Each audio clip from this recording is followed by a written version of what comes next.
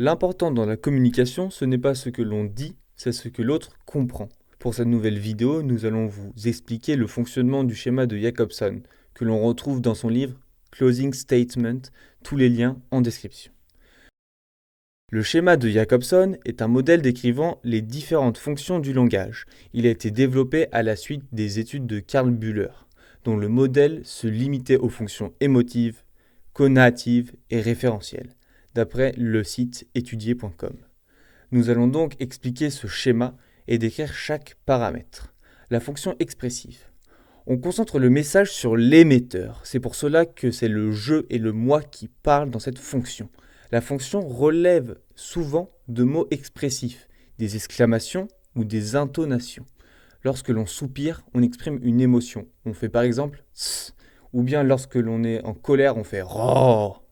La fonction conative. Avec la fonction conative, on se concentre ce coup-ci sur le destinataire. C'est donc celui qui reçoit le message. La fonction conative est souvent un impératif.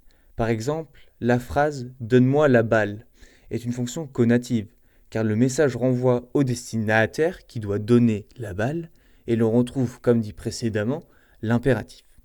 La fonction fatigue. La fonction fatigue permet de vérifier que le canal de communication entre les interlocuteurs n'est pas rompu.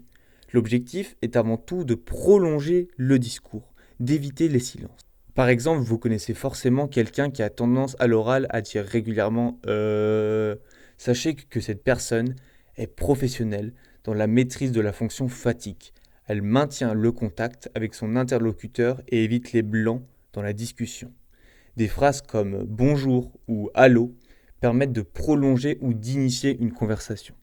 La fonction référentielle, elle renvoie à des lieux, des faits, des dates, des événements et des indices temporels. Par exemple, lorsque l'on vous dit l'IUT de Saint-Lô est en face du groupe FIM. C'est une fonction référentielle, car ici on sait que l'interlocuteur est au courant d'où est situé le groupe FIM, et cela lui permet de savoir où se trouve l'IUT. La fonction métalinguistique, il s'agit de s'assurer que ce qui est dit est bien compris. Par exemple, rentrons dans une discussion. Corwin, tu as mal barré la porte. Mais qu'est-ce que signifie barrer la porte ? Ce que vient de dire Corwin est une fonction métalinguistique. Nos deux personnages se mettent d'accord sur le sens du mot barrer afin de se comprendre. La fonction poétique. Avec la fonction poétique, chaque mot est choisi, mesuré parmi les milliers de mots de la langue française. La fonction est dite poétique car le message a une fonction autonome, donnant un son, une phrase qui sonne bien.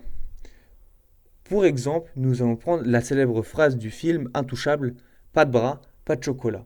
Si nous remplaçons chocolat par ce que tient vraiment Omar Sy dans les mains, la phrase sonne quand même beaucoup moins bien.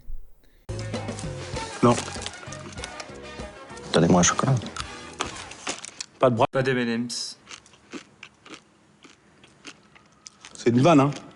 Merci pour votre écoute. Je vous rappelle que vous pouvez retrouver le script en téléchargement et un lien vers le livre Closing Statement dans lequel Jacobson présentait son schéma.